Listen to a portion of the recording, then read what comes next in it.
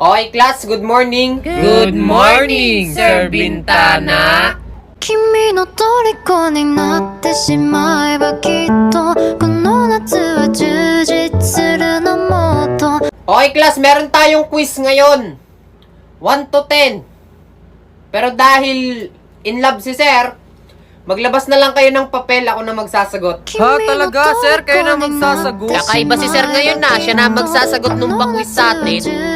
Sir, Talagang kayo na lang magsasagot nung pa-quiz nyo sa amin? Oo, maglabas na lang kayo ng papel, tas ilagay nyo dito sa lamesa ko. Ako nang maglalagay ng mga sagot nyo. Para hindi na kayo mahirapan, ha? Ay, grabe, kakaiba nga. Class, tingnan nyo yung sahig, ang kalat. Bakit ba ganyan? Uy, hindi ka Pero naglinis. di bali na, ako na maglilinis dito, ha? Maupo na lang kayo dyan.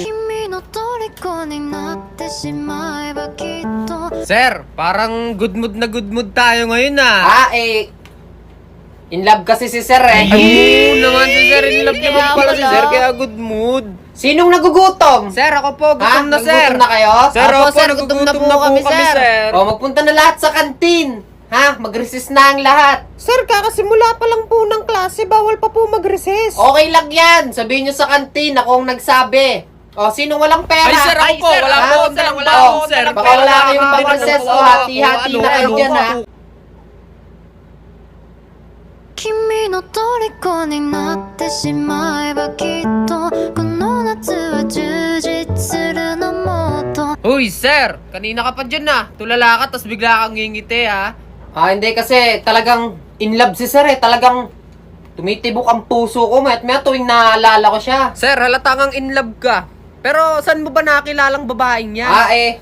Nakilala ko yung babaeng yun sa Timo. Sir, sa Timo kayo nagkakilala? Oo, sa Timo. Grabe, kasi yung iba kong mga co-teachers, dun sila nag-aanap ng mga magiging girlfriends nila, ganun.